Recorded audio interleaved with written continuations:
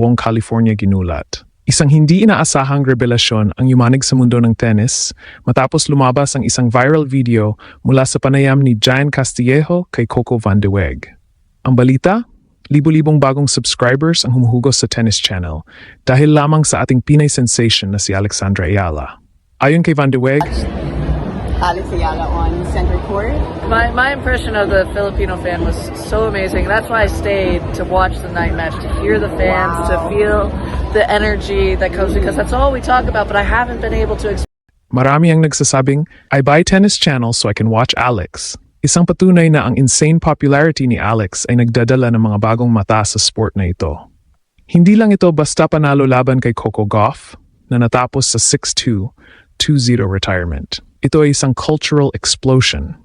Sa edad na 20, nagagawa ni Alex na punuin ang mga stadium sa California ng mga Pinoy flags na ginagawang home-like atmosphere ang Indian Wells kahit sa mga late-night slots. Ang bawat palo ni Alex ay hindi lang puntos sa scoreboard, kundi isang viral sensation na nagpapainit sa damdamin ng bawat Pilipino sa buong mundo. Headlines recap para sa lahat ng mga kaginulat. Buong California ginulat ni Alexandra Ayala.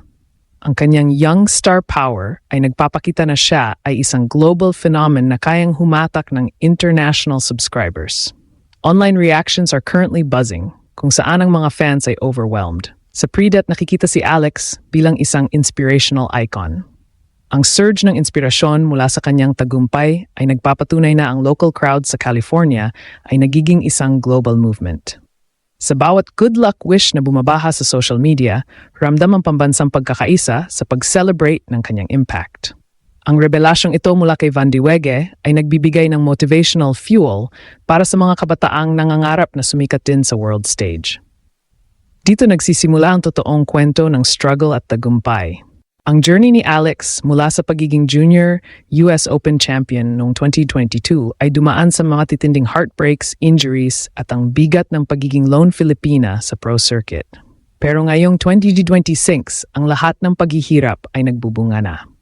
Sa kanyang 13-8 hardcourt record at career high number 28 ranking, napatunayan niya na ang kanyang lefty precision ay kayang durugin ang depensa ng kahit sino, gaya ng ginawa niya kay Gauff. Pero higit pa sa laro, ang fan pull ni Alex ang tunay na shock factor. Isang viral video ang nagpakita kung paano ang Pinoy community sa California ay nagtiyaga sa late-night matches para lang mag-chant at suportahan siya. Ang subscription spike sa tennis channel ay direktang resulta ng kanyang galing, na nagpapakita na ang mga tao ay handang magbayad mapanood lang ang ating Pinay rockstar. Ang emosyonal na nucleus ng kwentong ito ay ang paglipat mula sa pagiging underdog patungo sa pagiging isang crowd-drawing power. Ang viral interview ni Van de Weg ay nag-humanize sa success ni Alex. Mula sa mga cheers sa California hanggang sa mga viewers sa buong mundo. Tweets capture the vibe, joy sa kanyang kakayahang humatak ng subscribers, at bright future vibes para sa kabataang Pilipino. Isang netizen ang nagsabi na ang energy sa stadium ay parang home game sa Maynila, habang ang iba naman ay pinuri ang kanyang young charm na umaakit ng international audience. Ang conflict sa pagitan ng kanyang career goals na makapasok sa top 20 at ang pressure ng pagiging mukha ng Philippine tennis ay lalong nagpapatindi sa kanyang determinasyon. Pagamat may sympathy para sa injury ni Gauff, nangingibabaw ang pride dahil napatunayan ni Alex na siya ay isang dambuhalang asset sa mundo ng tennis. Continuing the hype, ang global impact ng kasikatan ni Alex ay talagang sasabog palalo. Ang subscription surge ay yumanig sa marketing side ng WTA dahil ipinapakita nito ang tindi ng Asian market na dala ni Alex. Career crossroads ang nararanasan niya ngayon. Binabalanse ang top 20 push habang nasa ilalim ng viral spotlight. Online opinions are praising her young humility, noting how she makes tennis more accessible and inspiring more Asian stars to rise. Ang revelasyon na ang mga tao ay bumibili ng tennis channel para lang sa kanya ay patunay na ang Ala effect ay totoo at narito na para manatili. Ang bawat viral clip ay nagbibigay ng layer sa kanyang pagkatao bilang isang atleta na hindi lang marunong pumalo, kundi marunong din kumonekta sa masa. Sumusabog tayo sa bawat update dahil ang bawat detalye ng fan surge ni Alex ay nagdaragdag ng karangalan sa ating bansa. Mula sa mga courts ng QC hanggang sa viral fame sa California, si Alex ay simbolo ng grit at dedikasyon. Ang reaksyon ng mga netizens ay nagkaisa, pride sa kanyang popularity at paniniwalang marami pa siyang gugulatin sa hinaharap. Ang global stakes ay malinaw. Ang kanyang presensya ay lalong nagpapataas ng visibility ng Philippine talent sa international media.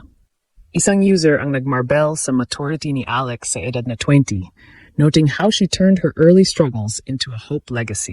Ang bawat congrats message ay puno ng paghanga sa kanyang paglalakbay mula sa local hero patungo sa isang global phenomenon. Ang strategic implications ng kanyang drawing power ay full blast. Ang pagkakaroon ng libo-libong subscribers dahil sa isang player ay nagbibigay kay Alex ng matinding leverage sa WTA. Ang bawat precision shot at rally tolerance niya ay nagiging blueprint para sa ibang atletang nais ding sumikat. Online emotions are at a surge of joy. Fans are hyped sa kanyang relatability at optimism para sa kanyang legacy. Ang global impact max nito ay mag-elevate sa kwento ng mga young stars at magbibigay ng inspirasyon sa bawat Filipina. Mula sa hirap patungo sa pag-asa, ang kwento ni Alex ay kwento ng bawat Pilipinong nangangarap. Sa buwad, ang kasikatan ni Alexandra Ayala sa California ay tunay na ginulat ang mundo. Mula sa shock draw sa Tennis Channel, career fame clash, at global inspiration, ang lahat ng ito ay nauwi sa wagas na Pinoy unity. Ang emosyong namamayani ay puno ng joy at pride na nagpabago sa mga maagang paghihirap patungo sa isang malakas na pag-asa para sa ating bansa. Ang online vibe ay malinaw. Naniniwala ang lahat sa legacy at star power ni Alex na lalong pinatatag ng suporta ng libu-libong subscribers. Ang Grand Slam Rally ay nagpapatuloy at ang buong Pilipinas ay nakahandang sumuporta hanggang sa dulo.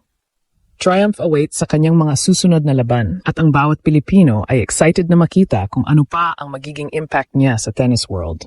Laban, Pinas! Believe again! Sa madaling salita, ang pagdagsa ng libo-libong bagong subscribers sa Tennis Channel ay isang malinaw na patunay na ang Alexandra Ayala phenomenon ay hindi lamang limitado sa loob ng court.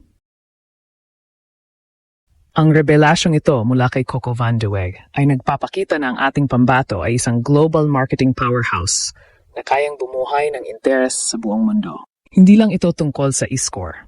Ito ay tungkol sa isang 20 anyos na Pinay na nagawang gawing home court ang California at pilit na pinapanood ng mga international viewers dahil sa kanyang sobrang galing. Ang bawat viral video at surge ng suporta mula sa Filipino community ay nagsisilbing pundasyon ng kanyang lumalagong legasya. Mula sa hirap ng pro circuit patungo sa pagiging isang global icon, ipinakita ni Alex na ang tagumpay ay mas matamis kapag bitbit mo ang pagkakaisa ng iyong bansa. Habang papalapit siya sa kanyang top 20 goals, ang Ayala effect ay patuloy na yayanig sa sistema ng WTA. Ang tagumpay na ito ay isang malakas na mensahe. Ang atletang Pilipino ay hindi na lang basta kalahok. Tayo na ang pinapanood at sinusubaybayan ng buong mundo. Laban Pinas! Believe again!